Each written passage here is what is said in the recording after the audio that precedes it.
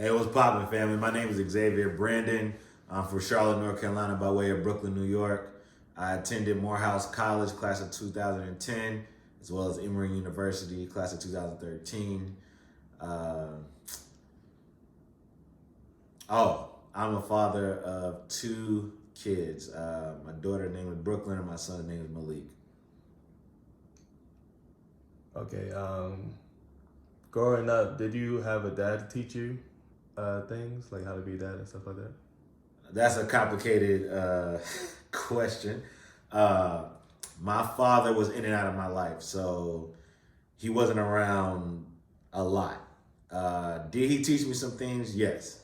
He taught me one of the most valuable lessons that I still apply to this day is that life is about choices, and every choice has a good and bad consequence that comes along with it.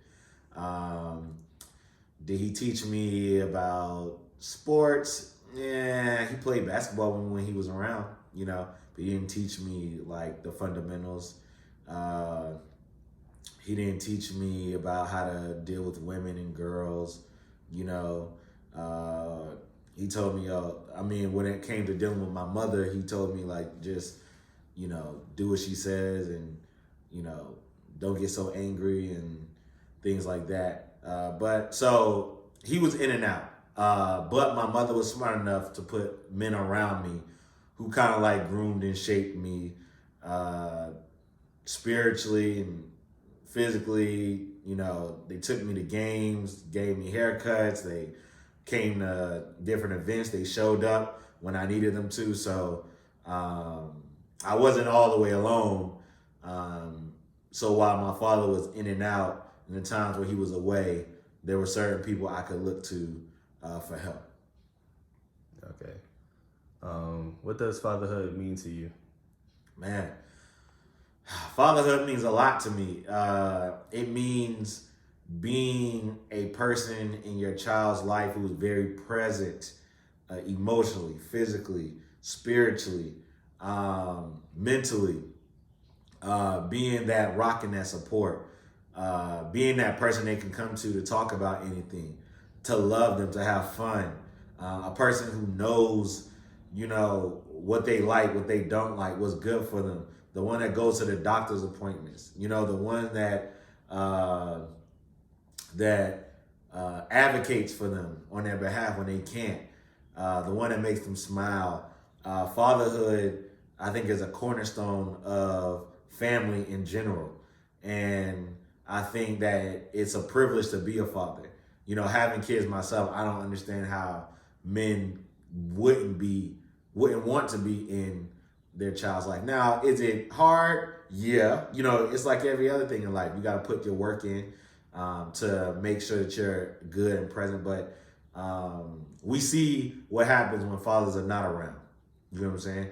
And when you have fathers who are not, I would say, quote unquote, good fathers or effective fathers, you see what that effect does to children as well. But I'd rather have a father that was present and available and there, than to have one that wasn't. So I believe fatherhood is everything, especially when it comes to the family in our community and our culture. Okay, and last question. What advice would you give to like new fathers? Yo.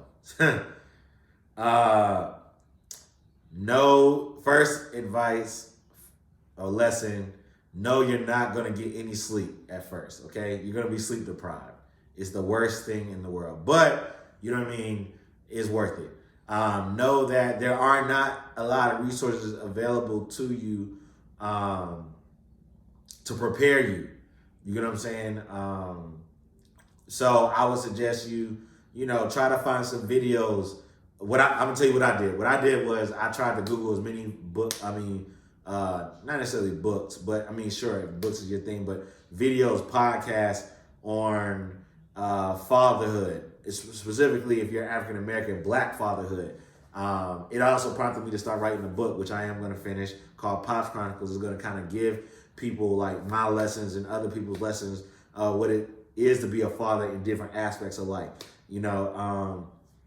I would say be supportive of your girlfriend, your baby mama, your wife, in the pregnancy stage. Find out about birth plans. Find out about what medical things you're gonna do. Find out. Go take a baby a class. Like, you know what I mean. I took a parenting class. It was really good. I would say because I want to think about tangible things that you can do. Come up with a plan with your significant other or whoever the mother of your child is about wear certain things like pajamas and wear the baby shower and how are we gonna raise what principles and theories and are we gonna set? What is gonna be our mindset, ideology in raising pedagogy? You know what I mean? In raising and teaching our children. I would say that you're not going to be perfect. You know, sometimes you're not going to know what to do. You're going to feel like you're failing. You know what I'm saying? But don't quit. Don't tap out. There's going to be a time where the mother's going to have a bond with their child. And if you want to have that bond, you're going to have to take the kid by yourself and spend some real time with them, especially when they're a baby. I remember my daughter, Brooklyn, was not banging with me. You know what I mean? And I was there. You know, I changed her first diaper. You know what I mean? I was in the emergency room. I did everything. I knew everything. But she wasn't banging with me because she had, you know, that natural relationship with her mom. And her mom went away, and I took her for like a weekend or a night, and I just stayed with her. And she cried, but I didn't leave. And ever since then, we've been thick as thieves. No bars intended. But I want to say that definitely you're going to have to put in that work, and you cannot quit. Don't give up. And it doesn't matter where you are in the process. If you ain't been there, if you are being there, if you just finding out, if you've been away, I want to tell you that it's never too late to be a father. Sometimes you might be a father and it's not really your kid, and you might have to step up to that position, and that's honorable. And I want to salute you. I don't ever want you to feel like, you know, it doesn't matter, because even though that child may not be able to appreciate you, you know what you're doing, and there's a divine creator who knows what you're doing as well. And so don't quit, don't tap out, no matter how hard it gets, no matter how old your child gets. They still need to be fathered just as much as we still need to be fathered. So hopefully those tips and tools. And lastly, find you a community of fathers, okay, that are present, that are doing life the way that you want to be doing life, and get around them and stay connected to them, because there's going to be a certain bond that you all are going to share that people who are not fathering the way that you're fathering or want to father is not going to understand. You know what I'm saying? So there are going to be times where, you know, your kid's going to push you to your limit.